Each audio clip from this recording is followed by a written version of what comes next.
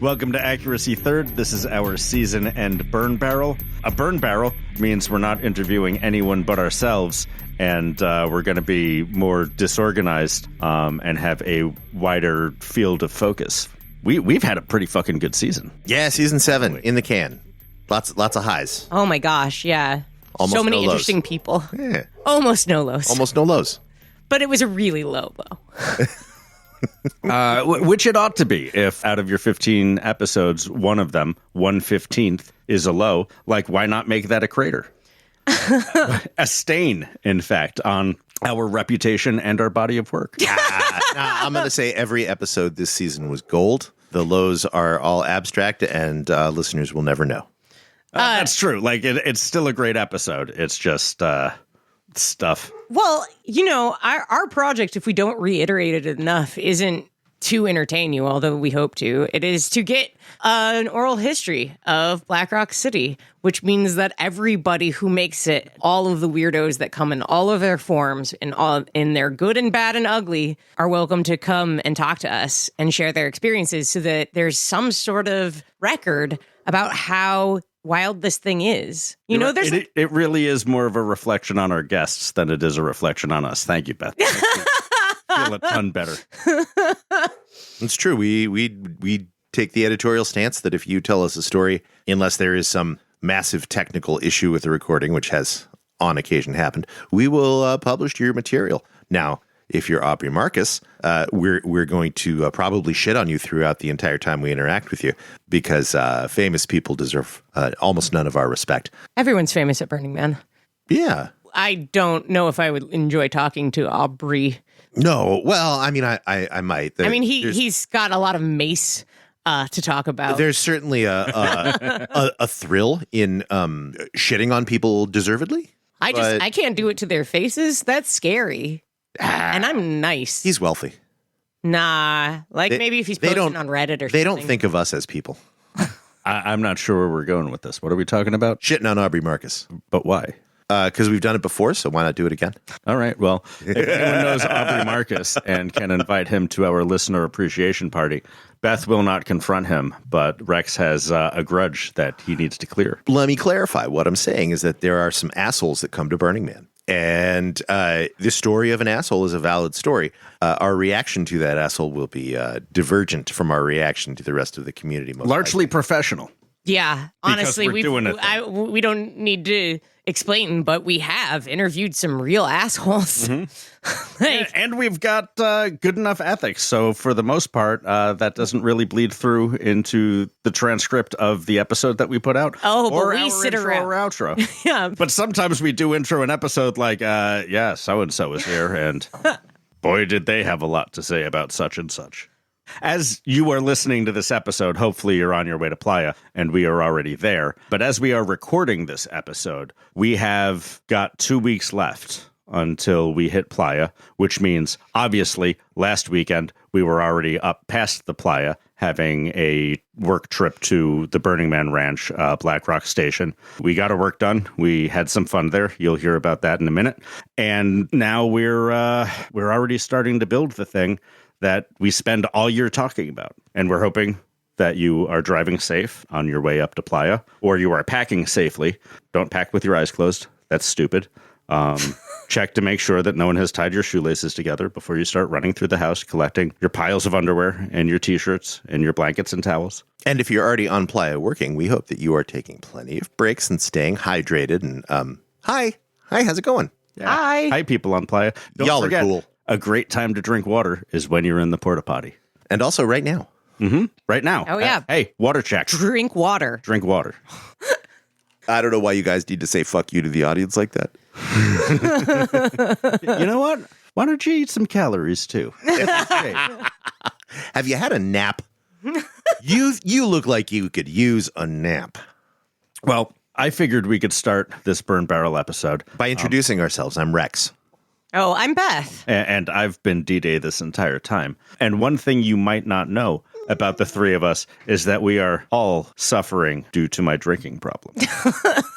Now, I don't have a drinking problem where, like, I need to go to meetings and talk to people about my audacity. I have a drinking problem wherein I see something clearly marketed at idiots, and I am compelled to buy that thing and see how it tastes. Oh, hold on. Let me complexify that a little bit.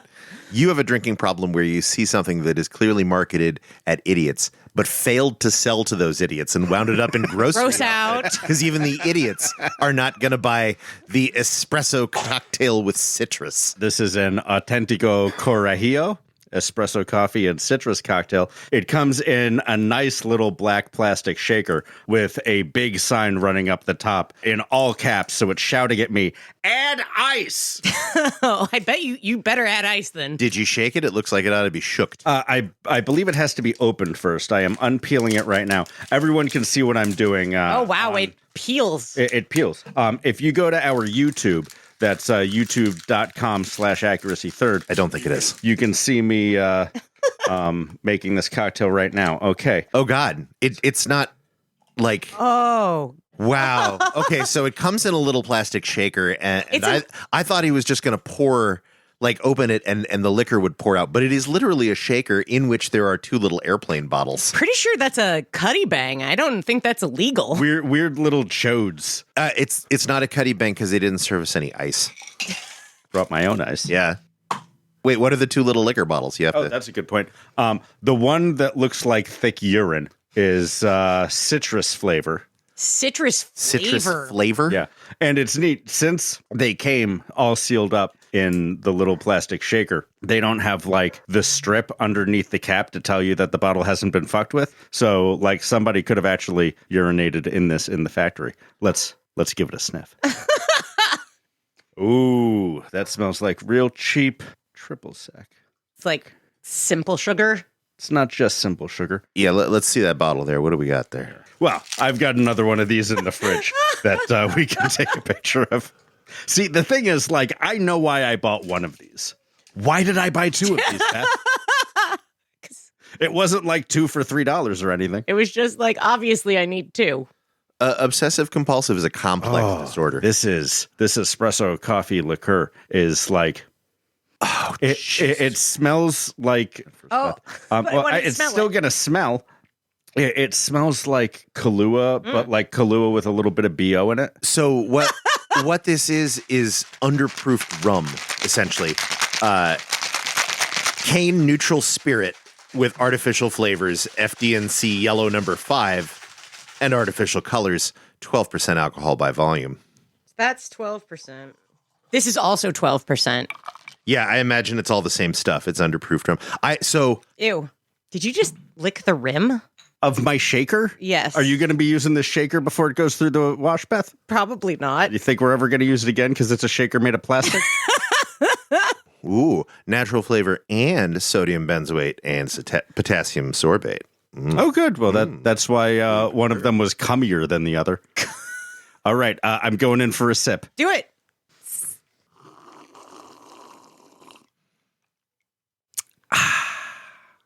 That is sweet, man. Yeah. It's not terrible. It's got a real weird finish all the way at the back of my tongue by where my salival glands are. Not in a flavorful way, in a kind of their buttholes are clenching kind of way. It's definitely a chalky coffee flavor finished with one of the brightest chemical orange flavor notes at the end. So much so it's almost like lemon, a little bit grapefruity, which isn't the best finish for a coffee-flavored cocktail, but it is something I'm drinking, and I'm committed to drink through the rest of this episode. Would either of you like a taste, Beth? Would you like a taste? You've already presented it. Oh, yeah, there's definitely a BO. It's it smells sort of like a coffee liqueur, then BO. It's musky. I think that's probably the ferment on the rum, because if it's real sweet and it's 12%, it doesn't sound like it was distilled so much as fortified. Really sounds to me like you might not know what you're talking about, and maybe you should have a sip of this drink. No, it honestly, it is just kind of thick coffee liqueur, a little slimy. Oh, there's so much sugar in that. Wow. Not just sugar, like corn sugars. Right. No, so this can't have been distilled, because if it was like actually distilled and then proofed down, it would be like sugar toned but dry. Oh, I think we Like can a all rum. agree that didn't happen. Yeah. No, this was just like Grain alcohol like poured into fermented some and then sugar. maybe like frost distilled or something to bring it up to 12%. It's basically just stank sugar water. Oh, it burns. That's the chemicals. Yeah. Yeah, the benzoates don't not burn. Wow. Like, but it burns later and in your chest. It's a lot of sugar. Yeah. That's just all of your stomach acid rushing up to grab all that sugar that it coated your throat. Ugh. Ooh, that's a sensation. Well, now that we've all woken up. You know what it kind of tastes like is Coca-Cola. Like too sweet Coca-Cola. Point is, gross. Gross. Gross. And my apologies to everyone in the room. Yeah. So what's interesting to note is the progression of your little obsessive issue. It didn't used to be bad liquor that nobody wanted to buy, even the dummies it was marketed to. It was mysteriously cheap beer. Well, there's less of that around now. Because they realized that selling skunked beer was maybe not the best idea. Yeah. Oh, I their mean- beer selection is pretty boring at this point. Still got alcohol in it. It's just flat. It's skunked bad. You have brought home so many skunked beers. Well, not in the past several years, since everything got real standardized in their beer aisle. Yeah. No, now it's all like malted Arnold Palmers. Was that terrible cocktail drink from Oh, Gross Out? absolutely. Of Yeah, course yeah. it was. Of course it was. Every time. Nobody wanted to buy the malted Arnold Palmer when it was on the Well, no, regular not that prices. one. She's talking about the lemon drop. Actually, no, I think the lemon drops were from either Safeway or Sprouts. Oh, yeah, those lemon drops are from a major brand. I've been trying a lot of seltzers. I'm really, I like a light, like drinky, juicy, like seltzer. So I've been trying, but almost all of them are garbage. In fact, most of them are. I could like taste White Claw Yee. when I vomit. Even if I haven't had White Claw in years, if I vomit, I taste White Claw. It's got a little vomity note on the end. Yeah. So I tried two new ones in the lead up to Burning Man. One, I found out in Seattle, Jones Soda has made a infused a liquor friendly soda that is 8%. Yeah, they got those at Grocery Outlet too. I didn't get them. Yeah, they're real bad. Are they? They're super bad. They're like, not as bad as though what I took up for the work weekend. They had like a cranberry cantaloupe flavored thing or something, and I was just like, no, man, that I'm not paying to try that. Honestly, the Jones Soda ones, it's sort of like you could maybe make a good cocktail out of it if you put like a lime, if you cut it a little bit and then like put alcohol in it. Right, because they're soda sweet, right? Yeah, they're really, really sweet. Yeah. That's kind of the problem. They're And not a seltzer, they're a soda. They're a boozy soda. They're a boozy soda, but their booze is kind of crappy. It makes me wish I could mix it with something that didn't taste like that. But the one that I brought up for the Ranch work weekend. ranch work weekend that our friends could not give away to people working on the ranch at a party. Yeah, Beth and Rex left the ranch, and a bunch of us stayed overnight, and the Nevada operations folks had a big party at the ranch on Saturday night. A big 18-person party. It may have been more than that. I think it may have been 22 folks there by the time I left. But like there was jungle juice at this party, and there was cheap beer at this party. It was and there was cheap liquor at this party. It was a high school house party themed party. Yeah. And we brought the alcoholic Monster energy drinks. And we could not foist them on people by convincing them now that they picked it up and looked at it, it was theirs. I definitely tried to coerce adults into drinking these disgusting beverages, which somehow started off terrible. And by the second or third sip, like your body craved them more and more. I liked when I showed Nettles them. He's like, but when are we going to drink these? Like, I don't want to have an energy drink at 8 o'clock at night. And I'm like, well, noon it is. Point is, we got all our work done on the ranch. Yeah. I didn't even try one of those. Well, you don't like energy drinks in general. Like, if you actually genuinely like Monster, you're probably... Disagree. I really like the blue on white can of Monster in its energy drink form.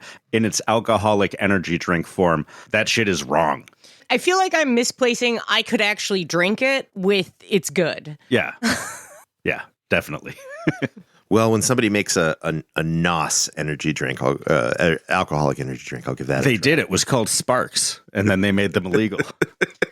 Oh, yeah. Sparks was the best. Sparks was so much a part of my friend group. I made a painting of a can of Sparks for Spunk's bathroom. Aw. Wow. Which she probably still has. It was a pretty good painting. I was pleased with it. All of my good paintings other people have. So I have to make them on walls so we can keep them. I found one good seltzer, and it's made by a vodka, like Mainstay Vodkas. Smirnoff. Maybe? Whitestone. Absolute. I'm terrible. I think it's Absolute. Absolute put out a like mix pack of like sparkling vodka drinks, and they are passable. They're totally passable. They don't make me like want to clean my tongue the way a White Claw does. It's just so easy to have a bottle of tonic water. You would think, but no one has made a good gin and tonic in a can. Those things oughtn't keep together. Ah, is that the problem? I believe so. Okay. The alcohol rips apart the molecules of the mixer at an atomic level the longer they stay together. You're full of shit. I believe so, yes. Tanqueray makes a gin and tonic that is pretty gross. Sounds right. Yep. I have yet to have a canned cocktail that I thought was really stand out. Salt vodka Point. martini. Some for of the them are win. fine. Salt Point makes really good canned cocktails. They're my absolute favorite. Salty dogs and things like that. Those are okay. You're hiding a lot with the saltiness of your beverage. Yeah, I think I've just gotten like snobby about cocktails. Like I want it with fresh juice, and it's just never going to be nice out of a can. That Moscow Mule is really nice and spicy at the Salt Point, and the Greyhound is like really lovely. I think the problem actually with it is that the good ones are almost always a sweeter cocktail. Yeah, they're very sweet cocktails to pull it off. And the ones that I think are pretty good are cocktail styles that I don't mind, and they'll have like one, like a Greyhound or a Moscow Mule, but never a second. no, yeah. I cannot drink things with that much sugar in them. And even the Greyhound, I would really much prefer that with some fresh grapefruit juice. Totally. A real so much Greyhound is going to be much. I mean, it's just not even a Greyhound. That's the thing. It's like, it's a really nice, sweet cocktail, but it doesn't taste like a Greyhound. It really doesn't chase the sour that comes with grapefruit juice. What I want is an alcoholic Viso. What? It's a energy drink that like only exists in Oregon. Wow, that's hyper specific. Yeah, they're super, super dry. Like they have almost no sweetening to them at all. And I think it's all stevia or something, or monk fruit. And they're hyper caffeinated and delicious. And I love them. Well, if You heard that, anyone's- listeners? Yeah. We need one of those. We can make it a cocktail. Yeah, you true. can be one of the few mixers at our listener appreciation Oh, party. fuck yeah. Well, now I have to be specific. What was my favorite Viso flavor? Does it even still exist? Is Viso even still a thing? You'd hope so. Otherwise, we're we can- burning 45 seconds of tape. We can beg for prezzies later. Oh yeah, Viso Energy still totally a thing. Oh yeah, blueberry grapefruit, lemon lime strawberry ginger. That's the one. You bring Lemon me, lime strawberry ginger energy drink. you bring me some of them lemon lime strawberry ginger Visos, and I'll give you a special playa gift. That's for real. Yeah, that is for real. And all of our swag that you can also get when you come to our listener appreciation party. We will save the nicest stuff for people who give us nice things because we're cheap like that. I mean, that's kind of transactional. I don't agree with that. Or come on in and be interviewed with us. That is them giving us nice things. Everyone ought to give nice things to each other at our listener appreciation party and beyond. If you didn't hear at the end of the last episode, hear us now. Our listener appreciation party will be Wednesday at 2 p.m. during event week at the Lamplighters bar, where we will be on Esplanade greeting you and then either moving their bar or imploring you to go out and light some lanterns with the Lamplighters, whose space we've just invaded. Yeah, look for the flag with the alien head on it. We packed it at this time. Lamplighters Bar. We packed the flag. No longer will D-Day and I just have to shout in different directions and hope people hear our voices and understand that this is the party. Boy, there's a lot of we packed our flag and I packed our flag. I mean, only one of us was really going to pack it. Yeah. You wouldn't I know. have if I hadn't It's thrown just it the at you. taking credit of it that I take umbrage with. I remembered that we needed a thing just yesterday, and then Rex told me that Rex had handed you the flag and said, pack this Yep. months ago. Oh, like right once we got back last year. Rex found it right next to the studio computer. It's in our bin with all of our swag. For our parties and otherwise. Also, behind you are your business cards and other swag from last year if you guys want to grab some of that to bring to Playa. Yay. Come meet us and hang out and tell us about your Burning Man and have us harass you to come on the podcast. Thank you, Beth. We're a tech review podcast. Late Bus, if you can produce a song for us where I say huge in South Korea, like over and over and over again, that would be great. Thank you. We're allowed to make requests of Late Bus? Well, we'll find out. This is the first one. I mean, probably. I don't like to push my luck when people are doing really nice things for us, like helping us produce our art. But I say, I say huge in South Korea, huge in Korea, huge in South Korea, huge in South Korea. I say huge Korea. So we went to the ranch. We're getting ready for Burning Man, but a week before we even got to the ranch, Beth, you went on an adventure of your own. Oh, yeah. I went with my partner, John, up to Critical Northwest, the Seattle Regional. It's also the first Burning Man event that I ever went to. I went there before I went to Burning Man, and that was like 17, 18 years ago. Was it still called Critical Massive when you went? Yeah, it was Critical Massive when I went, and now it's Critical Northwest. And it was so great. It was so incredibly charming and sweet. It was in such an incredibly beautiful place, and everybody was so wonderful. It really fed me in a lot of ways that I like Burning Man to do. And it was so approachable. It's not trying to kill you in the desert. It's like there was a river and forests. And it was just really gorgeous. And you could talk to everyone. Everyone was a awesome person. I think, of course, there's assholes you can't get. It's 1,200 people. Of course, there must be assholes in there. It's just like not to the same level that I run into them out at Burning Man for some reason. Can't imagine why. I can't imagine why. But it was really charming. It was small enough that you kept seeing the same people over and over again. So there was this like jokes like move through the community. Like people would be doing a shtick at greeters and then that joke would move all the way through. Nice. So my dear friends do Minty Fresh out there. It's a small camp that provides a beloved service, which is it has a bunch of toothbrushes, toothpaste, water, a sink to like spit your gross into. It's not really a sink, it's a bucket. They deal with that themselves. They make it look like a sink so you don't have to feel bad about it. It's a sink over a bucket. Yeah, it's a sink over a bucket. So it's like toothbrushes and floss and toothpaste and water and mouthwash and stickers, and they've been building it bigger and bigger every year. It's very beloved. And they do greeter shifts dressed as tooth fairies normally. Oh.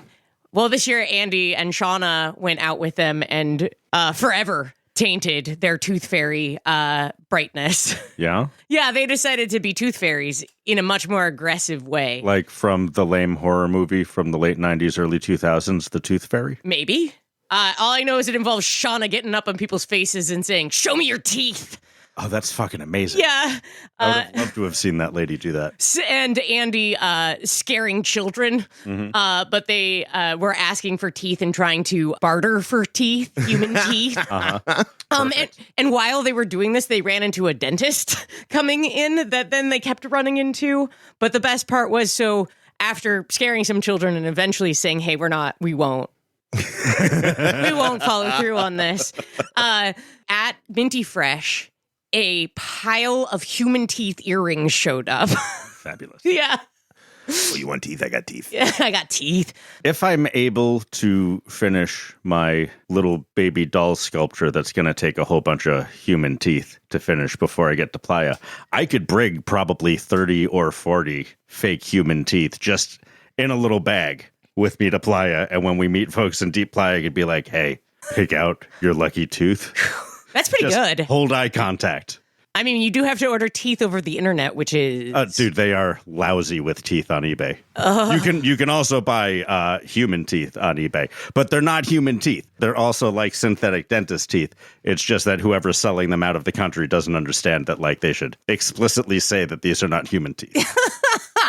But you can buy legitimate animal teeth, just like a bag of a random selection of animal teeth on eBay. I feel like picking out your tooth of being an animal tooth, you got to mix them together, I think. Oh, yeah. Yeah. In a velvet bag. We need a Crown Royal bag.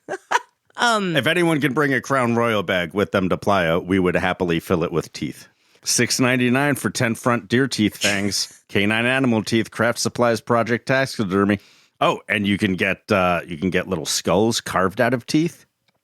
10 coyote teeth for $11.99. Huge lot. Real wild animal skulls, sheep, deer, coyote, horse, coon, horn, bone, nature. $125. Wow. In case anyone is wondering what's on eBay in terms of animal teeth. Still teeth. I'm sorry. Something about Critical Northwest. I also, so it's on a river, and John, being from England, has never floated a river before. And there was a bunch of like floaty things, so we hiked up as far as we could and floated down this river that was probably a little too shallow to float down. Like John texted me today being like, I'm still feeling bruised from the way that fucking river spanked me. Those are selkies. Yeah. Yeah, no, they swat at you as you go past. Well, so we get down to Minty Fresh, which is on the river. So we were going to go back to camp. And then Andy's like, keep going. And I was like, what? We were going to get out here. And he's like, no, mermaids and jello shots. Go. And so just floated down a little bit further. And there were folks like with like waterproof makeup in mermaid tails lounging in the river, handing out jello shots. It was so sweet and charming. One of the best events was Cougar Oogle Hour. I mean, one of the best events I got to attend. I was only up there for a short period of time. But Cougar Oogle Hour is when all of the cougars are invited to come and oogle anyone who would like to be sexually objectified, usually in the non-typical expressions of sexual objectification. So it's a bunch of dudes and not women of a lot of varieties coming out and shaking their stuff to get screamed at and cheered for. They do lap dances. It's like everything from someone who thought 2 seconds about this and picked a song to there's been choreography put into this and a lot of thought. What does one stuff down a G-string in a decommodified space? Well, if you're stranger, it's candy. Checks out. Yeah. I like to give my hands as a gift. Fimo necklaces. And there's a queen cougar every year. And so the ceremonies start with the crowning of the new queen. And the queen is the default lap dancer if nobody else in the front row is accepting lap dances at the moment. And Heavy hangs the crown. No, it was, it was so genuinely wholesome. It was like just a bunch of people really enjoying the hell out of each other and really just rolling around in how silly it all is. It made me laugh and cry. It was just so fun to be in a group full of people that are just shouting on everyone who's willing to try and go up and be sexy. It's so wholesome. Yeah, I adored it. It was like one of those moments where it's like, fuck, if I was still living in Seattle, I'd be doing this instead of Burning Man because it's so hard and it's so far away. And that was just so magical. And with 1,200 people, it's like, you certainly aren't going to know everyone and you're going to keep running into folks. I went to a Hot Ones sort of tasting thing that they were doing and just watched. And then I felt like I'd keep seeing the people who were at that and be like, we're friends. And I'm like, no, I've just seen you sweat and cry. We aren't friends. I've just experienced looking at you in an intimate moment. It's weird having that sort of distance from someone that you have seen trauma bond with their own experience and assuming that you have somehow trauma bonded with them. It was really weird. But I mean, it's so intimate to see someone like completely overwhelmed and like tearing up. Mm-hmm. Yeah. It was really lovely. Oh, and so there wasn't parking on site. Right. Because it was completely full. Apparently it sold out in like 3 seconds or whatever. They're changing venues after this because this is a hard limit of 1,200. And there's just so much more community that wants to be doing it. And apparently, and I don't know if this is just lore, the people who were the next venue were at the event this time to see what the community was like. So hopefully you didn't fuck up Critical Northwest. Oh, they so didn't. Like, I just can't get over, and maybe it's because I'm camped too close to staff at Burning Man, but it's just like, no one was an asshole. They had to get 1,200 people out of a campground that has a one-way road where there's not enough room to pull over. Yep. It's really easy to block stuff. It's really easy to get going down the wrong way. And everybody's packing and unloading their stuff all at the same time. Everyone was super fucking nice about it. I didn't see anyone get upset at all. At one point when I was mooping, I heard someone talking about a struggle with a person that they had, and then they were like a force feeder. They just kept coming over saying, "Do you need food? Do you need food? Do you need food?" And then the person was like, "But that was last year. I haven't run into anyone that's even annoying this year." It was such a heartwarming experience. There was a lot of real sweet effort put into the like performance and space building of it that I really liked. Excellent. Yeah, it is different in that there isn't like a lot of big art. Most of the art is kind of small. But other than that, I felt like it was just like a warm, safe, middle-aged, centric Burning Man. Mm-hmm. Like our Burning Man is. It's just, I never saw like the wasted falling down person. Mm-hmm. Well, you go to bed pretty early, Beth. That's not true. I was inebriated on things that keep you up. Both nights. And so I was up pretty late, and I never saw anyone being like a problem or being wasted or needing help. You told us you hadn't tried the Monster Alcoholic Energy before. Oh, shit. She was just housing Red Bull and vodka. The original Monster Unleash the Beast. Is that what they were called? Unleash the Beast, Jesus yeah. Christ. How embarrassing. It's like drinking Axe body spray.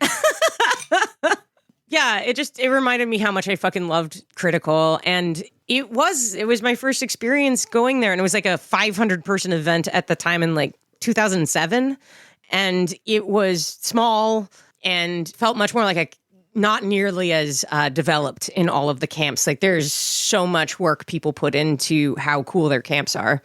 It was much more camping. There was like a dome, but it was with pillows and stuff in it. For sure. But at that camping trip, at that Critical, it was a test drive for Burning Man because I'd never done any kind of camping like that. And I didn't know how it was going to go for me. I wasn't sure if I was going to be able to sleep at all.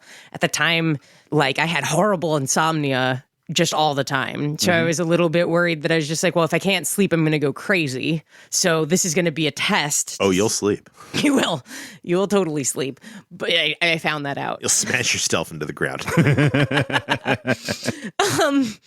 It was just so fun. I remember laughing so much. Mm-hmm. And it was something that like, it had made my heart so happy. Like there's a bunch of people that I still love a whole lot that I got to know at that Critical. And it was really interesting to go back and visit it again and with a bunch of those people. Mm-hmm. It was just really lovely. But it also reminded me how much fucking easier regionals can be. Even if you have to fly there first. Well, flying there is easy. Sometimes. No, my partner put together all of our camping shit. It was super easy. So that's the sort of Burning Man experience you would like in the future. No, that's not. That's what it sounds like. Yeah. Hey, no one's attacking you here, Beth. I'm just looking for answers. I definitely got sparkle ponied. Like, was it cool? Yeah, it's super easy. It's really nice. Very unstressful. I don't understand why people like it so much. Yeah. Oh, but so there's no parking on site. We're leaving and we're talking to the guys at gate, and they're like, okay, so there's a llama farm like 3 miles that way that was allowing people to pay for parking. And then there's a middle school that is 3 miles that way that you can park in for free. Do you have a plan for how you're going to get back? No, I've only just found out about this. Yeah, so we didn't have a plan. So we parked and we were like, well, we both hike a lot. We'll just walk the 4 miles. We'll walk the 3 miles that turned out to be 4 miles. And there were a bunch of fishing holes along the way because it's all along this river. And there's a couple of places where there was cars parked and stuff. And there was like a guy vending. So I was like, okay, well, we can maybe bribe someone to give us a lift into the event. Just people are around. And then when we got up to the guy vending, he had a huge Confederate flag. And we just kept walking. Nice. Yeah. Sigh. Rural Washington. Well, And- yeah, because they were a part of the Confederacy. Heartland of the South. Yeah. Well, I was also like, I don't want to talk to you now, and I don't want to lead you to this event. No, it's cool. It's cool. Yeah. So, but we got in all the way to the gate, and then the gate people were like, hey, let's get you guys a ride to camp because it's another, mile up the hill or whatever. So they called us a golf cart, and I ended up talking to this guy who'd been volunteering. This is their second year at Critical, who started volunteering on a team that is now its own team the second year. And he brought 6 new people with him this year that are his family. He went 1 year, fell absolutely in love, started a team and brought like a bunch of family with him. That's a sophomore swing. Yeah. And I was like, so do you do the big burn? And he's like, no, I've really, really been trying. And I'm like, I'm pretty sure I can get you a volunteer role. And it was just like this really lovely thing that I don't know how to describe, like finding people and helping them get on volunteer roles when they're like already so clearly awesome is such a benefit of getting to do this thing for Burning Man. Like I love helping people that I meet that are neat get out there. And that was just such a lovely, he was so incredibly pleased about it. So Ryan, if you are listening, I didn't tell him about the podcast. Ryan, if you're listening, email me and we will find you a place to be and volunteer. Nice. Beth, you're like your own little Mr. Beast. Bringing light into the world of poor people who need to leave their hand on a thing for hours on end. Of Burning Man. It was just fucking delightful, and I really enjoyed it. And I needed a boost to remind myself that Burning Man is really fun. Korea, huge in South Korea, huge in South Korea. Yeah, but I say, but weirdly, Korea, huge in South Korea, huge in South Korea. I say. So something I've been thinking about lately, and it's been prompted by one of the questions that Rex has been posing to our interviewees this year. He keeps asking folks if they think Burning Man is important. And it is not my place during an episode to interrupt somebody for any other reason than to make jokes. I'm glad you have an ethics about Not to it. share my own opinion about whether Burning Man is or isn't important. And then, obviously, you guys know, the listeners don't know, very soon we will start reading Yelp reviews on Burning Man. And, when you're writing either a serious or a very cute review of an event, such as Burning Man or a city such as Black Rock City, quite often people explain what they think Black Rock City is before they get into what is usually not a funny review, so it won't be shared on this episode. But to review Burning Man, if you're going to provide a good review, you should know what the thing is that you're reviewing. And Christ, I've been going for 20 years now. I haven't been 20 times because of the pandemic and 2 years that I took off. But I've been thinking about what Burning Man is 2 decades. And I think my description of it, my real quick blasé description that I give, is incorrect or at least incomplete. I've mostly been calling it an art party on the moon. And I think to a certain extent and through a narrow lens it is, but I don't think that includes the social component of Burning Man. The thing that truly through this podcast I realized is such an important part for me in the process of helping create Black Rock City. I mean, it's the only place I've made lasting friendships as an adult. Like, it is so important socially. It is so that is probably the main thing that it does for me. It like renews my faith in people because there's so many incredible people that I'm interacting with all of the time. And it heals some of the damage that is done by having to exist under capitalism. I still vibe with the old school single phrase description of it as an experiment in temporary community. It's a good one. I think it's that too. I don't think that is specific or descriptive enough when you're trying to explain to somebody why you spend most of your year producing a podcast about Burning Man and the rest of your year making art for Burning Man and figuring out how to help people build a big portion of Burning Man. It's not, but I think it is. I think it's its core truth, because what you're describing here is the effect of being a part of that community upon you and the other members. I think we certainly as Americans, but also as, 21st century internet poisoned people, have very little opportunity to find authentic community. We live in a atomized, alienated megaculture that has shed all of the institutions that used to be community forming. Like we don't live near our relations anymore. You can't extract wealth from your relations. Most of us live in not particularly dense communities with a few people that are usually tall fences and biologically related or legally. Before World War II, something like 80% of adult Americans belonged to some sort of bowling club, fraternal or sororital society. Like the Eastern Star, or the Mason, or the Oddfellows, or the Shriners, or so we're really Rotary just Club. cool Shriners, is what you're saying. Well, we're cool Shriners with an event. We are the circus that the Shriners put on. Well, yeah. And, religion. Like a lot of people build their communities through their churches and synagogues and mosques. And church attendance is deteriorating in this country, which is good. And so is Burning Man attendance. Which is also good. But I think it is that deliberate attempt to be in community in a way where the commitments are total but limited. Be here, be completely here, but here is only here for a week. Yeah, or 3. Or 3. I think it creates something deeply novel for almost all of us.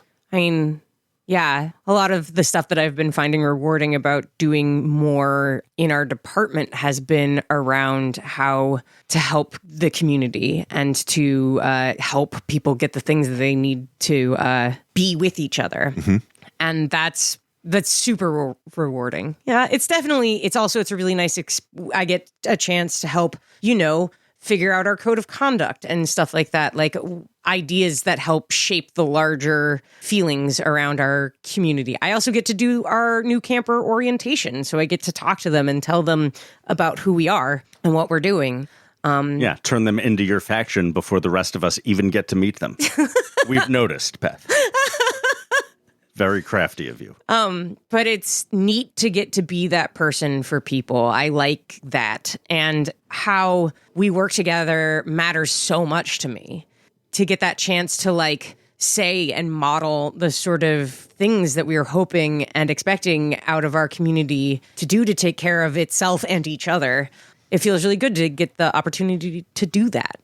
All of which is stuff that you would not expect to do, say, at an art party. Whether on the moon or not, right? A lot of people describe Burning Man as like the craziest, biggest art gallery you've ever seen. I also think that is only a portion of the concept that I've been developing. Yeah, and I would argue against using the term gallery. I mean, I think part of it's a gallery. I would say art exhibition. I think that there's something in how fucking far everything is away from each other. There's all of this space to approach things individually, which I think makes it kind of different than a gallery, personally. But, gallery's not wrong. It's either. An art jam. It's an art jam. It's an art. It is. It is all those things, and it is also larger. I think undeniably, Burning Man and the city building that we're doing and the art we're creating and the sorts of social interactions that we are promoting and a part of all are a part of the artistic movement. That is what Burning Man is doing. I think city building as an art project is maybe a one-of-a-kind thing that was developed through creating Burning Man year after year. But all of the collaboration that we're doing and all of the trading of information and building on what we've developed previous years for the next year, I think we're doing a new kind of artistic cultural salon. I think we are doing like what the Expressionists did in France at the end of the Victorian era. That's also called a lyceum in the Greek. I'm not using your fucking fuck room name for my idea.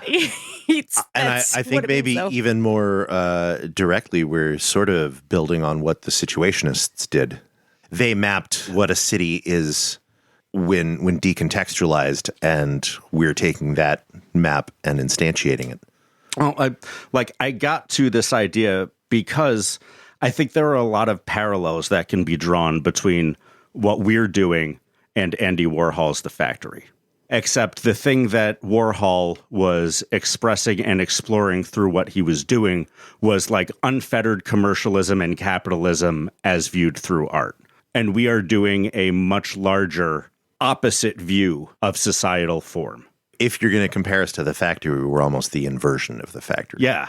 But still, like, he was collecting artists and they were working together and developing these, or whatever the fuck Banksy is doing with his crew. Banksy is a much more in line with what we're doing, because Warhol in The Factory was about collecting artists and making money. Yeah, and turning them into Warhol. And our work is being exploited, but not necessarily the no money that we're making on our art project.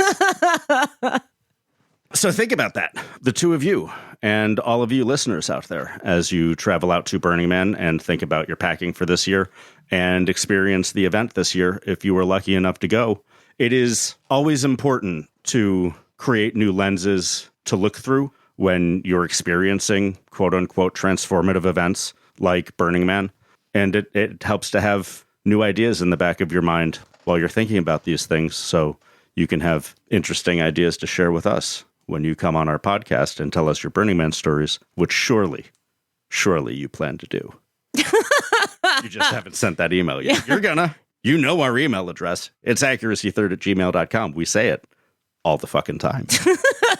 And listeners, if you want some juicy grist for your consideration of Burning Man, search and read The Temporary Autonomous Zone. I was thinking by Hakim Bey. Yeah, it's available free online. It was incredibly influential on the thinking of a lot of the folks in Cacophony Society and Suicide Club and other early burners. And it's absolutely delightful. Yeah, it is really hopeful. And read some Robert Anton Wilson while you're at it. Is it okay if we take a break because I want to pee? Yes, please, Beth. Right. Although you can still pee on mic if you want to. I know we have some listeners who would be very interested in sharing that experience with you. Okay, goodbye.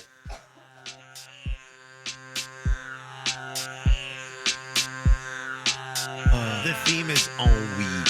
Oh, I get behind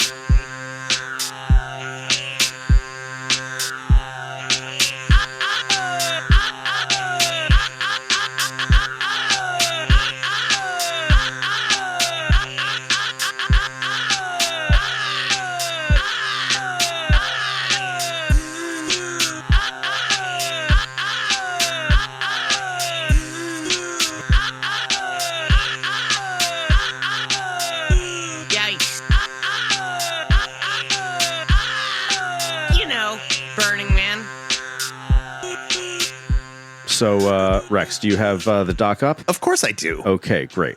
If you would like to read the first 1-star review from 2019 of Burning Man on Yelp. Did you just gather the 1s and 5s? No, there's a 4 in there as well, but most of them are terrible. Yeah, so some context for this. At some point this season, I found out that there were Yelp reviews for Burning Man.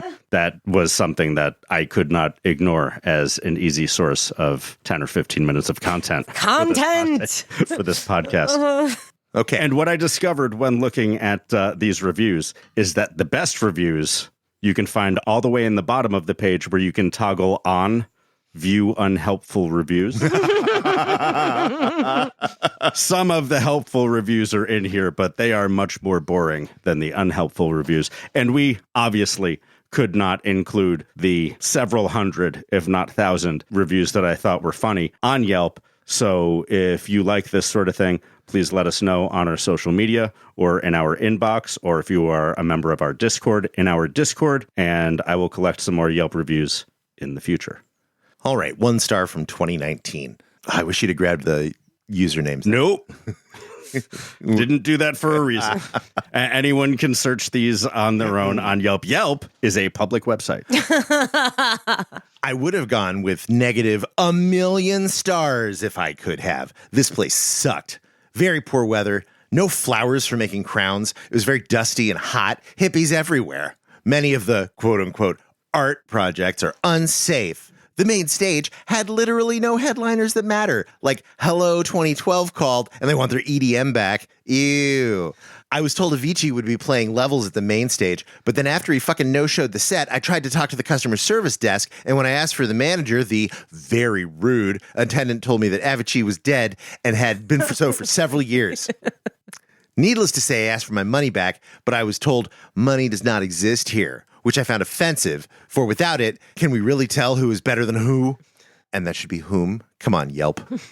When I told the attendant I would like to be upgraded to VIP, she told me there is no VIP. Honestly, I just think this festival is so dumb. No VIP, no money. Don't bother unless you like dirty people in a shitty main stage sets. It's a pretty good one. Obviously a satire. Yes, obviously a satire. You know, they had me for a minute. Mm-hmm. Well, there's some that go from that to like shitting on San Francisco and liberals and godlessness. And I didn't include them because ultimately they're not very funny. Yes. And then there's one guy from Reno who's like, hey, I'm a gay bottom. If you're reading this and you want to stop through on your way to Playa, this is my phone number. And then he lists like 3 paragraphs of sex stuff he's willing to do. So that's also found non-helpful on the Yelp page. Put it out there. Agreed. Non-helpful to whomst. I imagine 2 people who want an honest review of the event. Now, Beth, if you wouldn't mind reading 5 stars, 2009. A great place to kill people. That one found unhelpful. 1 star in 2017. Worst Coachella ever. Cultural appropriation everywhere. The food vendors were very rude, so I had to hunt and eat raw wook meat the entire time, which luckily was plentiful. Don't go. The whole thing is a satanic ritual the Illuminati used to brainwash people. Everyone was super ugly, too. 0 out of 0. Will certainly not go again this year. And that's Illuminati spelled in the provocative. Naughty. 5 stars, 2007. I gave it 6 stars, but one of them is silent, like the U in guilty and the H in why. What? What? But one of them is silent. I'm sorry, I don't get spelling jokes. I'm dyslexic. I know, it's very, that's why I didn't have you read that. Like the U in guilty and the H and Y. So you could spell guilty Gilty because those are the letters. Oh, they're silent. Right. Okay. The U is silent. It's a phonetics joke. Oh, God. The H is silent in Y. Sure, if you're low class. Yeah, if you don't understand how one letter modifies another letter. Why? Like Beth. Next one, Beth. 1 star, 2012. Burning Man. Hi, I'm at Burning Man. A trite, one-dimensional, blasphemous, irrelevant, hypocritical, disease-ridden, self-important Satan fest for satanic, culturally polluting, family-degrading, hippie-commie, pinko, eco-Nazi, feminist, liberal, Marxist, fascist scum. Best week of the year for the righteous and economically productive to enjoy in San Francisco. Also, Base Nectar stole my girlfriend. Well, from the look she gave me across the sea of decapitated and mutilated Barbies, I knew we were meant to be anyway.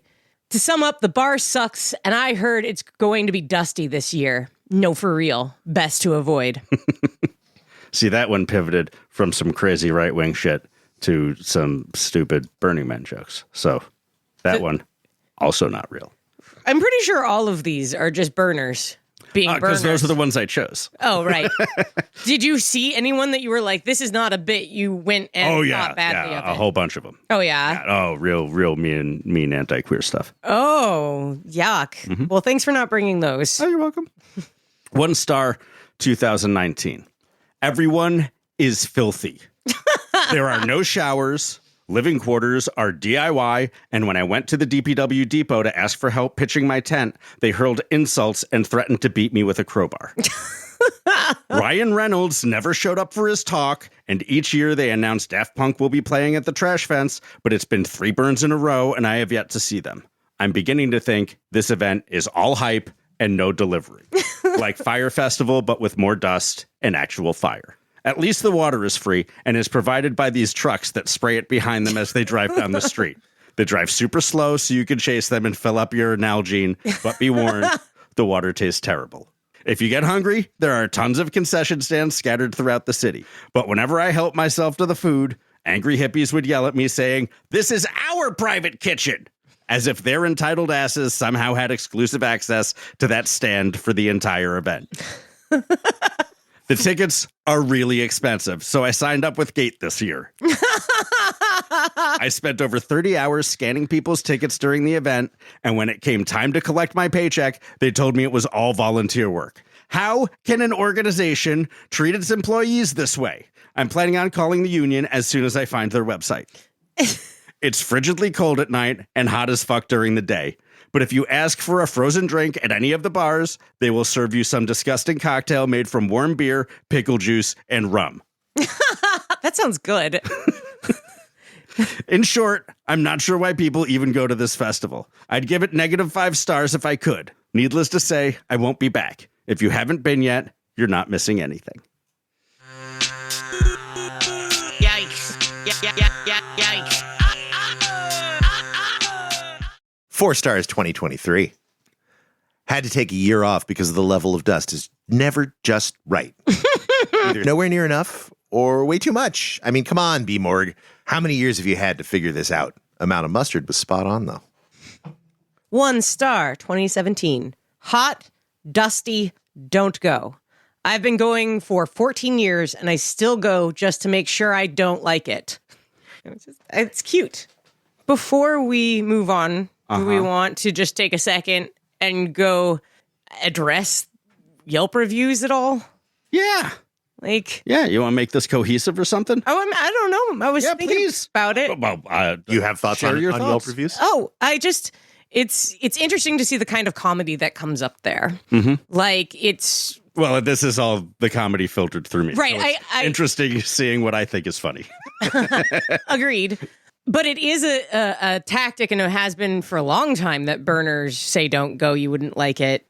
Like, it's a way that if you have the good fortune to see the Burning Man subreddit, anytime anyone asks anything that is like about anything, there'll be someone saying don't go. Oh, yeah. It's terrible, you won't like it. And honestly, if you're the type of person that is wondering if you should go to Burning Man and if Burning Man is right for you, and you go to Yelp,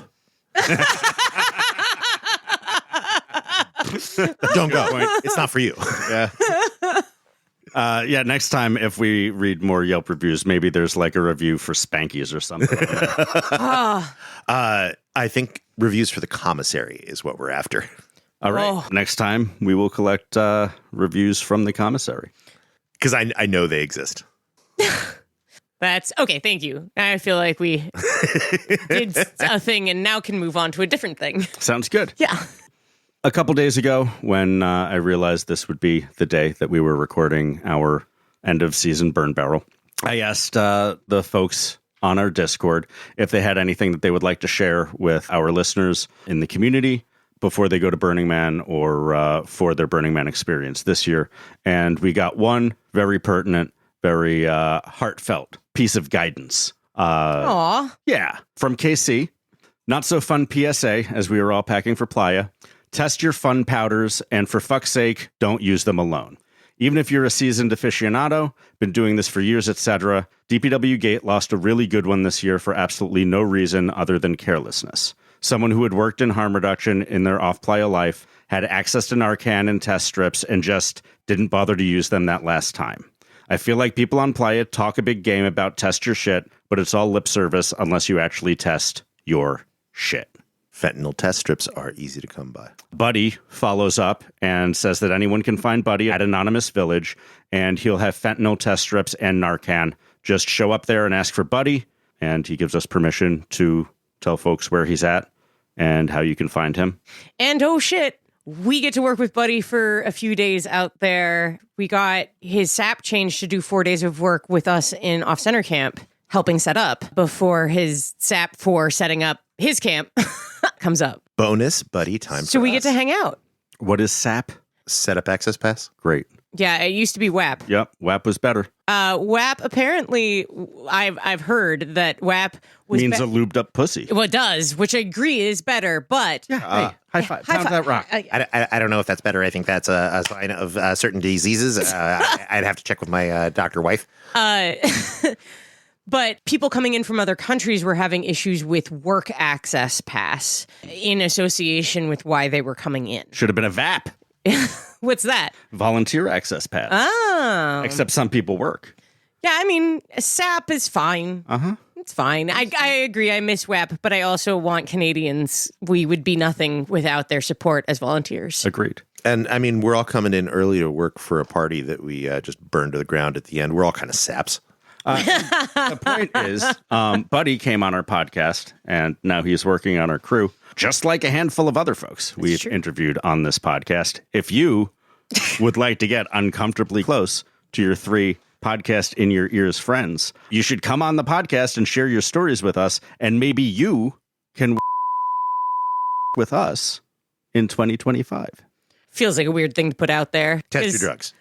Test your drugs. But like, I really like that we've become closer friends with people. Like, it's such a cool vector to meet people. Mm-hmm. And I like that some of our interview folks are now friends because it's really cool. It's easy to make friends if you sit down and have an like earnest hour-and-a-half long conversation with folks. It's like you get to hear what they do out there. It's really easy to connect in that way.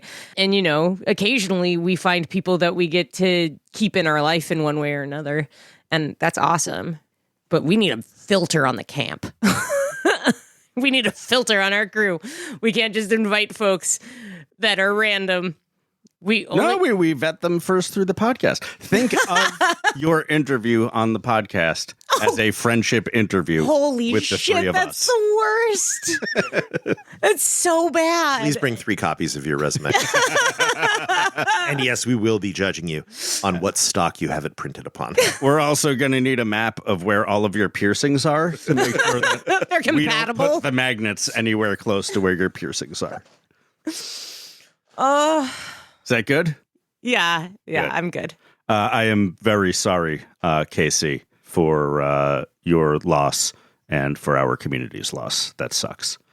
Really Yeah. test your shit. I actually, one of our campmates who volunteers at Gate, and she emailed me being like, hey, Gate is Full of drugs. offering Narcan to anyone who volunteers with Gate as like a part of please take it and help it be available to people and in people's camps. Oh, that's great.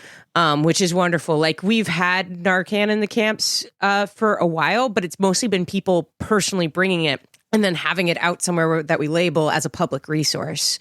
It's kind of expensive, so it's nice to be able to have access Well, to it. somebody's got to profit off that, Beth. Oh, fuck. Come on, it's just going to save someone's life. And what if their life isn't worth $17, Beth? That's what you got to ask yourself. And so if you would like this resource and fentanyl testing strips, if you would like these resources in your camp, Buddy is inviting you to come find him at Anonymous Village and he will hook you up with those things. Please take care of each other. If you are a listener with some strong financial resources, consider bringing some test strips and Narcan to the burn yourself. They are available at the pharmacy. They are of tremendous benefit to your community, even if you don't do the kinds of drugs that could potentially be contaminated. Yeah. It's a great message. Thank you. Korea, huge in South Korea, huge in South Korea. Yeah, but I say, yeah, but I say, yeah, but weirdly Korea, huge in South Korea. Huge in South Korea. South Korea. I say. So is there anything else you guys want to talk about before we get on into Ask Accuracy Third Anything questions? I'm going to take that as a no. No. Cool. All good. Before we get into Ask Accuracy Third Anything questions, the first thing we've got for this section in the Discord thread, Beth, is for you. People are clamoring for us to redo or expand upon the consent talk. So we should... Clamoring. So we, like, seriously, like... upwards of 6s or 7s of people would like us to talk more about consent. So early next season, we should do Burn Barrel Consent-A-Thon. Consent-A-Thon. Consent-A-Thon, the Consent Olympics. Where we just like consent to things one after the other? Yes, please. Yes! I'm happy to, like, I feel like I've got the talk down to, like, under 10 minutes. And honestly, this year, I think I'm going to try to address everything in, like, under 5. So it's actually pretty fucking easy, other than consent is a really complicated and interesting topic in and of itself that I've thought a lot about and that we've all thought a lot about. And is a huge part of our community. So sure. I would love to record something about consent that doesn't have your ex-partner very mad at how loud I am talking. We could do a consent talk at the listener appreciation party and record it on the Go Kit. Horrifying. Terrible. Horrifying. But, like, nobody wants to Nobody hear is that. going to be sober enough to do any kind of consent anything. Well, we start that way. No, we 2 p.m. Nobody's drunk at 2 p.m. at Burning Man on Wednesday disagree. of the event. Disagree. I don't want to, like, sure, 7s of people want me to talk about consent, but I can't imagine. I mean, my consent talk is entertaining and short, but I don't want to put our listeners through that. Can I do one of my absolute favorite consent facts? Yes. Now or in Now. yes. Just for Yes, folks. as long as you redo it in the Burn Barrel episode. Sure. Consent fact. Consent fact. Consent fact. Did you know? That's pretty good. We're keeping that. The way I start off my consent talk now to our teams is to point out that human babies, much like rhinoceroses, will die without touch. And we, as a culture at Burning Man, are a place where a lot of people seek more touch than we normally get. We die without it, and our culture is really fucked up. And because of our fucked up culture, the only kinds of touch most of us get are sexual or professional. So breaking back into platonic touch is actually pretty complicated and loaded. And it's worthwhile to think about what it is that you like and how you like to touch people and how you like to be touched, and work on articulating that with your words, despite, you know, how fucking awkward it is. Well, if you would like sexual or professional touch from me at our listener appreciation party, please first ask for my enthusiastic consent. And if you would like to find out why it is that human babies die without rhinos, ask Beth. You can ask me. That guy's from my town. You didn't know B.F. Skinner's from my town? He's from Susquehanna, Pennsylvania, where B.F. Skinner and white supremacists who murder people on the street are from. All right. Our first Ask Accuracy Third Anything question comes to us from Oh No, a username. Oh No, a username asks, Beth, can I please get an undies recommendation? I want a dry butthole too. An undies recommendation. Do you not have undies recommendations? Can we not get an undies recommendation for a lady? I imagine thong plus tampon or maxi pad up and under the grundle and butthole area would probably do a good job of wicking moisture away from one's butthole. Yeah, I mean, I do feel like Burning Man is a free bleed situation, but Just let it crust. yeah. I don't know, like, my butthole has been wetter the last couple of years than it had been before. I've aged since, pre-COVID. And, something I like doing? after I take off my clothes is just fan my butthole off. Just like dry it out. Just like lean over and give it a little pat, dry, fanny until it is no longer moist. I'm going to recommend if you're having a problem with hot, wet butthole, look for the mentholated underpants. Get that nice cooling effect. Oh, God, I bet they have something incredible in Daiso for you. If there's a Daiso near you, check out their underwear selection. The technology that they have in housewares and their other items is just spectacular. Good start to the questions, guys. I'm excited for the rest of these. Dry fit is what you want if you're wet. Yeah, hit us up in the comments if you have good dry underwear suggestions for, oh no, it's a username's butthole. Mark! All right. Zegan asks, if you could remove one of the 10 principles, which one would you nuke? Ooh. That's weird that they phrase it that way. Could as opposed to had to, because I don't. Why are you mad at any of the princes? Sure, but if one could go away, I mean, like, I think there shall be no other gods before me. That's not useful. Yeah, and that adultery one is kind of shitty. Mm-hmm. Well, it's not even adultery. It's coveting. Oh. It is desiring one other's stuff. We just... women's stuff. Yeah, well, I mean, women are property. They're a stand-in for property and goats and huts. You don't covet the wife's goat. You covet the neighbor's wife. And that neighbor is a man. And you are a man. Mm-hmm. Yeah, laws only apply to men because women aren't people enough.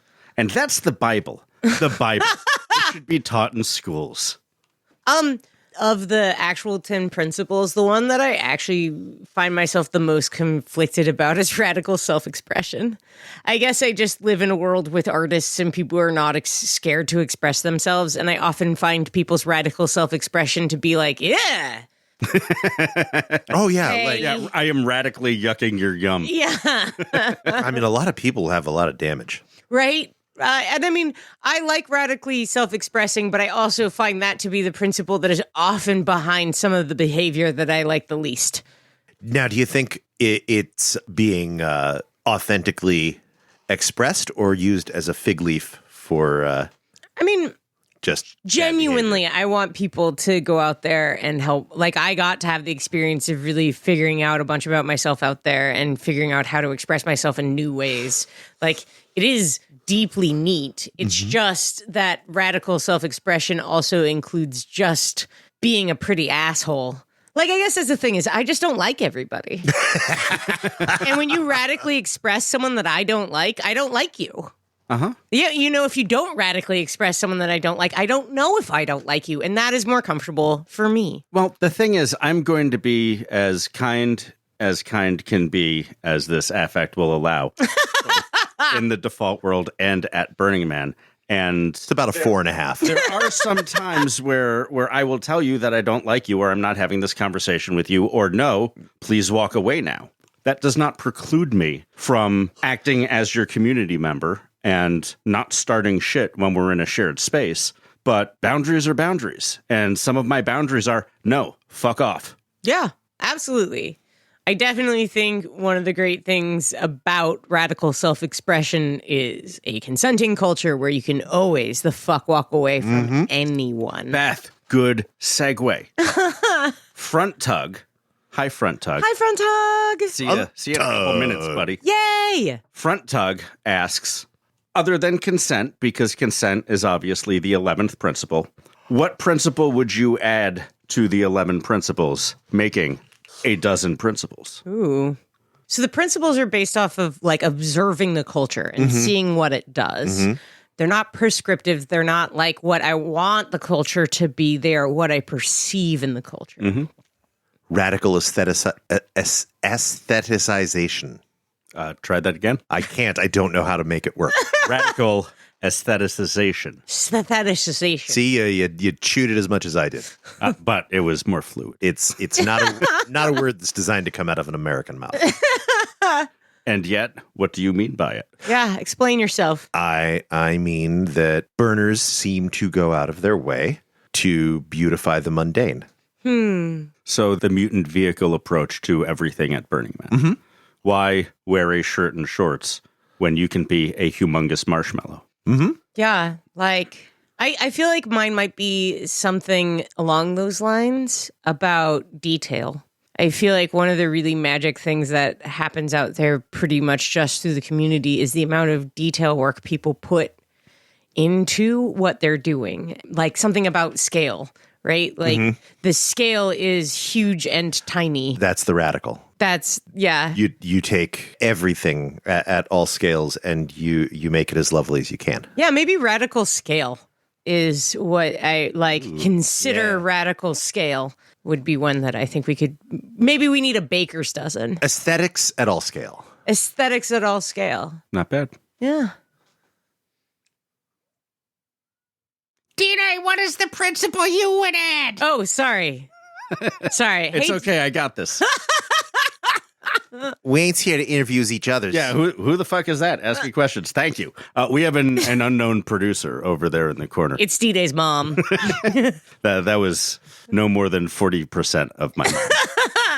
Damien, What? what do you consider to be the 12th principle? I started it. I can't complain about it. I'm going to go with therapy. I think I started it. Therapy. Yeah, I think therapy should be the Oh. 12th principle. Yeah, there's none of the principles we talk about this radical transformation that people go through, which I don't know, maybe I'm a hippie, but I tend to think of things that transform you as being therapy, whether you want them to be or not. But yeah, there's something about learning about yourself and growing as a human being that isn't in there. That is so clearly there in the community all the time. Everyone we interview talks about how it changes them. Groot. What? Groot. Growth. Growth. Groot. You mean Groot? No. Radical growth, No plants on Playa. but not like cancerous Growth. Only sometimes. growth. Yeah, I mean, we're all getting melanoma and lung disease out there. Yep. So that's my 12th principle: melanoma and lung disease. Yay. Yeah, there's something the community Can really get creates. behind. Yeah. Well, this one's for you then, big guy. Damien, I don't think we've ever heard the story of your first time coming to the burning thing. Tell us about it, why don't you? Boy, It's Spooky horrible. Dookie sounds a lot like my mom. Thanks for asking, Spooky Dookie. That's You're a great welcome. question. I've mentioned aspects of my first burn, I believe. It's true that I've never told my full first time to Burning Man story.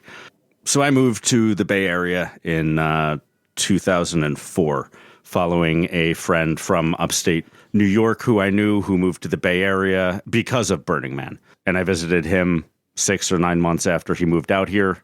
And then I moved out here very soon thereafter. But who is it? Jason, Zeno's friend. Oh. His name is Prick on Playa. Okay. Yeah, He's still out there?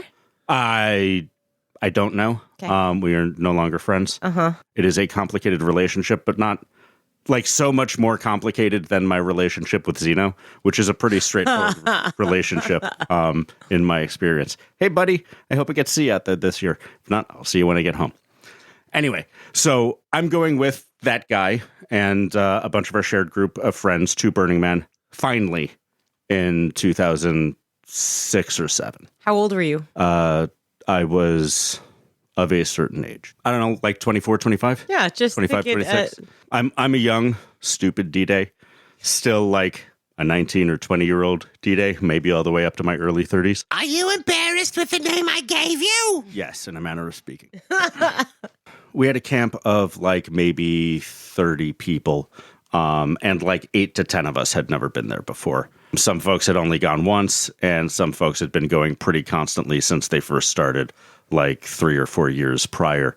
So they had these like survival seminars for us, which I found very condescending since I had read the survival guide and it seemed pretty straightforward. It's like going to a big party weekend, except it's for a week and the heat and the dryness can kill you. So we get all our shit together, and I don't have a car at this point. I didn't have a car until Zeno dropped his truck at my apartment like 4 or 5 years after that. So we had to rent a minivan for me and my buddy O-Ring von Brownflower, whose interview you can hear in season 1 of this podcast. Sort of. And his wife, my sister, Karina, who I don't believe ever really got a playa name, largely because she gets to playa and immediately loses her voice within the first 3 hours, shouting and being excited at everyone and everything. And from that point forward, she devolves into somebody who just writes questions and answers to people on her arms. So we're going to playa together, and we pick up this like rental van and everything, and I have all of my shit packed and ready to go like an hour and a half before the time that we agree that we're going to go. And I shove it in the van, and I drive over to their house, and this is like 3:30 in the afternoon, and they're not ready to like pack up the van or leave San Francisco until like 11:30 at night. Oof. Yeah, it's hard. That is especially your first year when it's all so exciting. Uh-huh. My first year, our truck broke down on the way. Sure. Yeah. And it was just like, this is excruciating, even though it's an 18-hour trip. That certainly makes it worse. Yeah. So we drive through the night. We get to playa in the very early morning, immediately set up camp and start running around and doing things, take a nap. Like my first year is where I developed my 36 to 48 hours on, 12 hours off cycle of running around and then taking a nap and then running around some more. I drank a lot back then, pretty constantly. Instead of bringing any intelligent food with me, I brought military MREs that were self-heating. Yeah, What? that's the good shit right Yeah. there. What does self-heating mean? You open them up, you take everything out. There's some things that get heated. They go back in the bag. You fill the bag with water and put like a little chemical pouch in there. And it heats enough to give you hot food out of the packet. But it's all bad. And it takes too long. And you're at Burning Man. So you just end up eating them cold anyway. Ugh, yuck. Yeah, it's not good. The military does not serve good tasting food to their soldiers. So I had those, and I had an awful lot of instant breakfasts, which happened to be 95% milk, which is the reason why I great. gave myself the shits for the first 3 years that I was out on playa, all through playa without knowing why. That's a lot of my first year at Burning Man. It's a lot of diarrhea. Just seeing God in the Portos. Yep. I don't remember much of the specific art. I do remember the man base that year. It was the Hope and Fear man base. They had these amazing wooden, like, chase lounges where you put goggles over your eyes and there was a knob that you could change the frequency of the red LEDs that were blinking in the headset. It made your brain and eyes trip. Oh, yeah. Dream machines. Just Dream like out machine. of the back of the, The Hammacher Schlemmer catalog. I was going to say Omni magazine. I was going to say Brookstone. Sharper. The point is that Sharper that shit was cool, and if someone wants to make those goggles for me, I will certainly accept a pair of them. And we watched the man burn. That wasn't the year of the waffle, right? The waffle was the year after that? No, that was the year of the waffle. That was the year of the waffle? Yeah. So we had the waffle that year, which was this humongous structure they built all week and burned, and it was really hot and everything. And that was the year of the Temple of Chess Pieces, which I didn't understand what the temple was or why people were like suddenly very mean to me on Sunday of event week and telling me to be quiet, because this is and has not been for like the past 10 days I experienced it, a place where anyone yelled at me for being too loud. Oh, also we came out really early. We came out like the Thursday or Friday before Burning Man because you could just be like, hey, we have a quote unquote theme camp called Camp No Camp of like 40 people. We need to set it up before people show up. Can we come out super early? And they were like, yeah, whatever. So I've never actually really waited in the line on Gate Road to get in. I think my longest wait ever was like maybe 45 minutes, something like that. I did not the first year, but the second year we did a shipping service. The first year and the second year we decided to help people with water. So we got a giant military bladder that we took out, unloaded everything, then took it with the truck and went and paid to have it filled so that everyone could fill their water at our camp. And the line back in for after filling that was both 7-8 hours and one of the most lovely times I've had on playa in my entire life. Nice. Like the first line I was ever in, which was on Monday at 12 a.m. Monday, was shorter than this one coming back in, and it was terrible, and I hated every moment of it. This one, we just kept getting out and sitting on the back of the truck. It was at night. Yep. And like chatting with folks around and like having just a really lovely time. Like everyone was very chill. It felt like, yeah, we're at the party. This is just, it's going to take some time. Hi, how are you? And there was a great camaraderie. Like there was a guy handing out hot dogs being like, I was starving, so I made 20 hot dogs. Do you need a hot dog? Like it was very sweet, burnery situation. And we got to sit on, me and a friend of mine, that this is how we cemented our friendship, was sitting on top of this truck looking at the stars and then being like, oh, it looks like we're moving. Now we better climb down off the top and move it forward, 5 feet. It was a blast. It was lovely. Sounds great. But I imagine most of the getting in lines are like the first time where it's just like, why is this happening? How come this is so long? Where is anyone? Is this all that is out here? Fucking dust? It is flat and dusty. It is. Speaking of the dust, I believe O-Ring and Karina were using the inside of the van as their pantry and maybe their closet as well.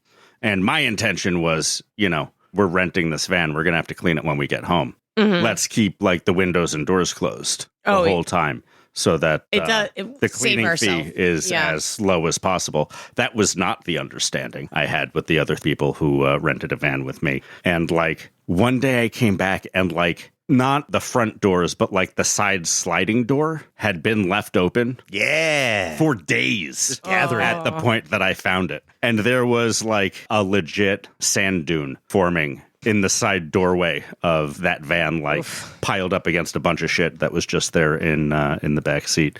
So that was fine. Ultimately, everything was fine. I loved it. It took me a while to really, really understand what the society was doing there and what my place in it was. But once I figured that out, I was all in, and I guess still am. So thank you. Thank you for that thoughtful question, Spooky Dookie. Yeah. That's new information to me. I like hearing about your early times. You're welcome. I'm pleased you're such a polite young man. That's not a thing my mom would say. That she's pleased with you? No, that I am a polite young man. Mark! All right, we have a question from Cop Out. I'm not sure how we want to handle this one, but if one of you had to punish one of us with a shift in a volunteer department, which shift would you choose for each co-host? Oh, like we want to punish each other? Yeah, like if you were going to punish me and Rex with shifts in different departments, what would it be? I don't agree with the idea of punishing people that I love. I feel like that's an abusive tendency. So it's going to take me a moment to realize the perfect punishment. Well, for D-Day, it's definitely going to be an Earth Guardians Hot Springs watch shift. Nope, that'd be fine. I'd love that. You Just sitting alone? Just sitting by yourself in one place. In nature? Yeah. Yeah, I don't know if like the railroad tracks next to the hot spring is nature. It is. Yeah. I would struggle with it. That would be like a fucking, I need to meditate. Like I need to be here now to handle how far away I am from Burning Man. Oh, for you, it was going to be Temple Guardians. I mean, I think that would be hard for both me and Beth. Yeah. That'd be super hard for me. That's not the worst place you could put me. Temple Guardians, like walking straight forward towards someone who is in lots of emotional distress is very hard for me. If someone I don't know in a tremendous amount of emotional distress, yeah, that is in fact very, very, very tough. I don't know if it's hell. Honestly, the hell that I felt. We're not looking for hell, just punishment. Punishment. No, but the unfortunate fact, I mean, maybe punishment, this is where punishment comes from, but like, I would learn a lot. But my actual punishment, I worked in the toolbox for half a fucking shift once and was in tears. In tears. And that is a volunteer role I gave you. Yeah, it was. You would be perfect isolated from your peers. I asked for it. I was like, I can recognize most of these tools. We don't have someone doing this. I can figure this out. And then I just sat in a box while everyone was working and felt so isolated and sad. Yeah. Not good in a toolbox. But how could you possibly punish Rex with Burning Man? I mean, you could make him the Leo liaison. He wouldn't be thrilled with that. But he could do it. That's the thing is I think he would take it seriously and do it well. He's had too many jobs that have too much direct contact with cops not to. I want something grates on you for a whole shift, though. Yeah. I mean, the place I don't want to be at is working in any way, shape, or form in that airport ever again. So you've worked in the airport? I was helping my ex-wife paint a mural. I've in the literally airport. never been to the airport. We should get out to the airport. When it's not full of entitled people getting off planes and immediately treating you as servants and like knocking your shit over and stepping over you like you're not there. Ugh. Dude, it was her birthday and I was helping her paint this mural as a part of being together on her birthday. And at some point she was just like, you can go. You have to go. You have to stop saying Jesus Christ over and over again as people don't act right at Burning Man. They don't know any better. And, I think that's a part of the problem, not an excuse for them. So my blanket, how can you punish somebody with volunteer work at Burning Man, is put them in the path of entitled motherfuckers who don't realize they're at Burning Man. And they wanted valets and shit. They were just like, who's going to pick up my bags? Those 12 bags are my bags. It was like, do you not see that like my hands are covered in paint and I am doing artistic work right now? Do you think I'm the person who's going to pick your shit up for you? And that's when my ex was just like, you really should go back. If you want to. I was like, no, it's your birthday. And she's like, if you want to give me a birthday present, go back to camp. We should go out there. I hear it's fun now. Cool. Trash Dad says so. Well, stuff without my ex-wife is a lot of fun. And we know Gibbler, who runs the airport's kitchen. Guys, we need to interview Gibbler. All right. So the answer to that cop-out is we are going to punish Beth and Rex by interviewing Gibbler. No, Gibbler's super nice. That's what I meant. I'm still trying to think of one for Rex because it's like you're so tolerant of so much. Like, what would really get under your skin? I have already exited volunteer roles I didn't like. Well, I mean, so it's just a bad boss. All we need to do is get you under a bad boss. No, like when I left the first role I had in center camp, it wasn't because of bad boss. That's something else. It was because I was sitting in an office box all day, basically by myself. Doing spreadsheets. Doing like spreadsheets and printing and stuff. I know it's not a role, but what if we make you a grunt for High Rock security? Would you like that? No. Oh, see? And that doesn't count. Yeah, that's not for Because you're being paid to be a rent-a-cop? Yeah. Yeah. Oh, well. All right, so your punishment is being isolated from your community in an air-conditioned box doing spreadsheets. Uh-huh. Yeah, Fair enough. I see that. Mark! All right, we got a question from our composer and friend and interviewee, Late Bus. Late bus. Late Bus asks, what happened to Guess Whom? What happened to Junk Bucket? First of all, Late Bus, it's Guess Whomst. And Rex, what happened to Guess Whomst? Same thing that happens to 99.85% of all of my ideas. I speak them out of my mouth, and that's the end of them. Well, that's not the end of this one. We actually have the game. Yeah, you bought the game. That's true. I did buy the game. You didn't open it. Code Adam opened it. We should bring it with us and see if we can fit people's pictures into it. Great. For our team. Yep. Perfect. And what happened to Junk Bucket is... It's now a collegial sport. Yeah, it's taking the playa by storm.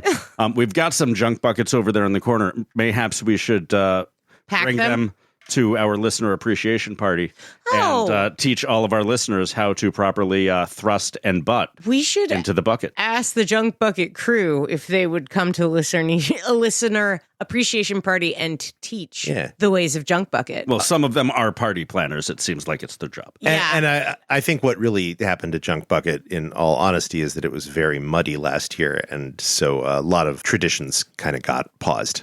It was dangerous. You might throw out your backsliding on that mud, thrusting in that fashion. Yeah. It was so muddy last year, you could only really safely thrust into your hand.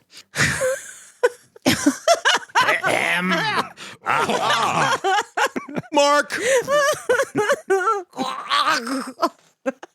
Next question from, hey, it's Gramps. Can we get an Accuracy Turd Porto edition?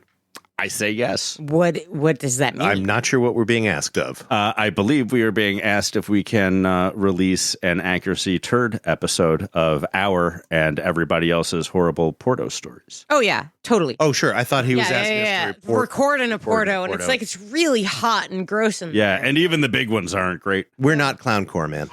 We could hang out in one of the trough Portos for an hour or so and do man-on-the-street style interviews. People pissing into the trough. How's your That would day be going? really funny. We would need an actual boom mic for that because I'm not getting that close. That's You're not getting in because you're going to have to be. I will stand with the boom above my head. I think we could make that happen. I think so. Yeah. Not this year. No. And we're definitely going to need a listener to be a correspondent with us to help out with that. So as soon as we get one of you to assist us with Accuracy Turd Porto Edition, we will provide that to you. But I think we have dropped something that we were doing pre-COVID that we could start doing again, which is have one question that we're asking everyone we interview that season and compile that at the end of the season. And it could be horrible Porto stories, but if we do that, there has to be another one for folks that don't want to hear that much about all the human waste. I mean, I've got a bunch of stories I'm excited to tell, but some people aren't up for it. Yeah, So I'm bleeding out my ass right now in excitement to tell this story to you. Rather than hanging out inside the horrible trough, we could just hang out in front of a bank and just like approach people real conspicuously after they come out. Hey, how was it? Yeah. What was that like? What can you tell our Mike in their listeners about face, the- Mike back in your face. No, what was that like? Mike in their face. Yeah, that's pretty cool. All three of us have to have separate mics so you can really catch our gagging noises in our recording equipment. Because I bet there's going to be more than some. What, Beth? Yeah, I'm just thinking about it. It'd be funny to like get a real shabby suit and like nasty wig and do like fake newsman on the street stuff. Build a giant prop television camera with just a little digital camera in the lens. Take man on the street interviews. Yep. So we should start recording people in Portos, is what you're saying. Yep. Poop. Rex is going to make us a big guess whomst cardboard TV camera. All right, I'm in. A guess whom's now is just a photo of the top shit on the Porto.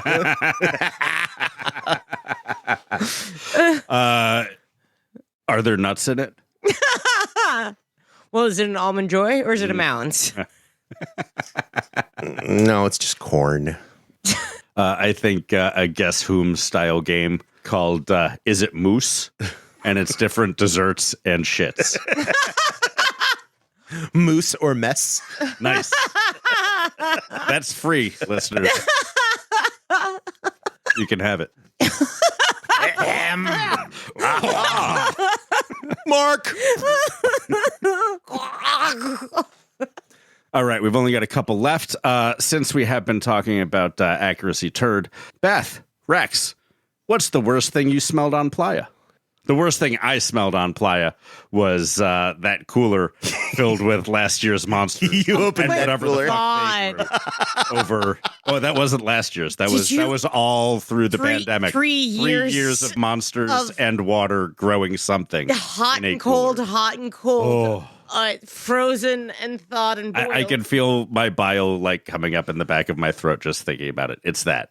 That's the worst smelling thing. That's the worst thing I have ever smelled on Playa. I'm really excited about our changing camp location because we get to come at commissary from the other side. Oh my God, the commissary compost on the way to commissary. It's just is like fucking make brutal. sure you have lost your appetite entirely. I'm already not hungry out there. Yeah. Like I am forcing myself to go to a place to eat, but that's a fucking benefit. Oh man, I am so okay with that smell of compost. I mean, it's not pleasant, but there was always a compost heap in my backyard growing up. It's a normal smell for me. The Portos are much worse. Okay, so I have a new kind of smell that happened. So Fresh new smell just dropped. last year stuff didn't dry out. So normally you pull your garbage out and it like you're like in Reno before you smell it. This year, not so much. This year, I had to stop in Sparks and go through my car and throw bags of stuff that I don't care what the fuck is in it. Like it is, I'm not even opening this. I don't know why this smells this way. It is going in this dumpster.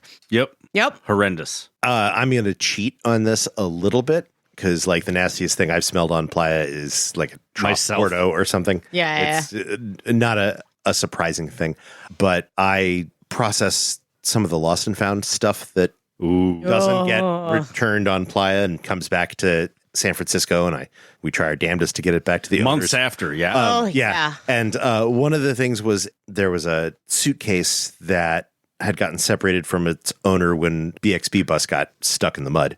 And I got in touch with him and arranged to get it back. And he said, just FYI, in that suitcase is a hard plastic container. And in that hard plastic container, there may be an egg. And so I found that hard plastic egg container. It was pretty cute. It was like a little egg carton, satchel, but, yeah. you know. And in it, there was an egg. And I opened that egg up. I opened that container up and I saw that egg, and I closed that container real quick.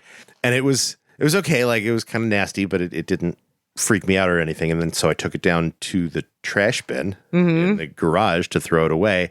And as I threw it away, the shell ruptured, and I had my first ever smell of what a rotten egg actually smells like. And It is profound. I had thought they smelled, sulfurous like eggs kind of do, but no, it smelled like death. Yeah. Like very Rotting a flesh. corpse. It is Yeah. the quickest trigger for like disgust response I can think of is when they get all black and snotty in there. Disgusting. Well, those are the worst things we smelled on Playa. You're very welcome.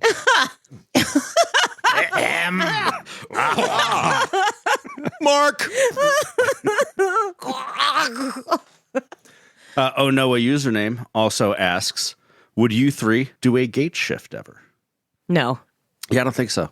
I'd be much more likely to do a perimeter shift I would be more likely to do greeters. or Exodus. No, sorry. I will drink at your bar though, and I'll do- be charming and excitable. I would do life support for gate. You want me to drive around absolutely. fluffing gate? Love to. I'd be open to it. I'm not really interested in the job, but I have so many friends in gate, and so many of my friends go to gate. I think I would probably have a good time on those shifts, regardless of the fact that I have not particular any interest in. I would work for the department, but I would prefer not to work at the gate for the department. Yeah. Yeah, I think it's a lot of dust and a lot of forward-facing people shit when they're in a bad mood and you're in a bad mood. I don't would know. happily do a perimeter shift with the two of you. I mean, if I'm doing perimeter, I'm letting people sneak in. I'm the worst for perimeter. You mean you got this far out here? Good job. Come on in. Hey, get in the trunk. Yeah, let me help you out. Do you need some water? Like, I'm the worst for perimeter. I mean, it's kind of a fun idea, but I'm a little too... Yeah, and in terms of gate, like, I am letting people bring explosives and guns in. Yeah, so no. No. Keep these two off your team. Sorry, we suck. I'd do Lighthouse. Lighthouse sounds interesting. Yeah, I want to look at screens and press buttons and talk to people on the radio. You know what I want to do for gate? I want to be the bus driver that drives the gate crews Nice. out to Yeah. the gate. I want someone to teach me how to double clutch. All right, so that's your answer. Oh, no, it's a username? Mark. So at this point in the thread, I had put in my little note to myself that from this point forward, everything under this message is for the next Ask Accuracy Third anything. But right after I did that, Late Bus gets in right under the wire. Late Bus says, man, I really dropped the ball. Just wanted to mention that I never did get my cock ring. Not sure if I want it, but yeah. I guess we promised Late Bus a zip tie cock ring. So his question to us is, can I still get my zip tie cock ring? And the answer is yes. And if you come to the listener appreciation party, you can even get it fitted. Yeah, as many as you want. As many as you want fitted at the party. That is a promise from 2 out of 3 of your friends. Yeah, I'm not fucking around. If you want me to put a zip tie around your balls and your dick or any other appendage, I'm so happy to oblige. As a trained sex educator, I cannot condone zip tie cock ring. Well, then maybe you should bring the dikes so we can cut them off if necessary. That's the wrong word for that. Diagonal cutters? They're called dikes. They've been called dikes. I mean, I would not make them too tight. I would not use dikes to cut them off. Yeah, you know, there's... Really, what you want is a pair of needle nose pliers. With Butane built-in torch. tinsel. Oh, so good. Thank you, Beth. Yeah. Just a heat gun. We need to... The point is, Late Bus, yes. Yes. End of episode. We're gathering so many bullet points for this consent talk. Accuracy Third is produced by Accuracy Third, and Accuracy Third would like to thank all of you listeners for listening to this entire season 7, including this weird, rambling, kind of funny, I hope, burn barrel episode. But so we need the zip ties that we use on Oculus. Like, they need to be thick. The, 200-pound pull ones? Yeah. The 12-inch long ones that are, at least a half an inch thick. We could use the reusable stainless steel ones that they use to hold mufflers onto motorcycles. I'm pretty sure those aren't zip ties at that point. They're still sold as But I'm saying we could do it. They're very sharp. Do not get them. Music in this episode Is by Late Bus. By Late Bus, for sure. Mm-hmm. Thank you to our patrons. It really makes it possible for us to do this, that you give us money. We really appreciate it. Please consider doing it if it's something that fits into your world. But if it doesn't, you still owe us something as a listener on this podcast, and that is to let us interview you. Let us interview you. Recommend us to your friends. Your attention is not enough. No. You are our army, as it were. Our army of randos that continue to Tolerate us. let people know what Burning Man is like. So thank you for that, but come on and fucking get interviewed. And come to our listener appreciation party at Lamplighters on Esplanade this year, the year of our Larry 2024. Towards the 9 o'clock side, but right after the 6 o'clock polyp. Nice. Wednesday, 2 p.m. Be there. Don't wear zip ties around your nuts. No, we'll put them on there for you. Mm-hmm. Yeah, no reason to walk with them on. Don't do it. But do bring them, and I will put them on your nuts. Bad news. Our email address, as always, is accuracythird@gmail.com. You can buy merch from us at burnernarc.com. Burnernarc.com, the best place to look like a cop trying to look like a burner on Playa. Yeah, buy a worm t-shirt. Everyone else is. Mm-hmm. Yeah, Worm's pretty Made a pretty cool t-shirt of my hairless cat. Drive safe. See you soon, and talk to you next season. Fuck your burn. Thank you. Fuck your burn. Fuck yeah.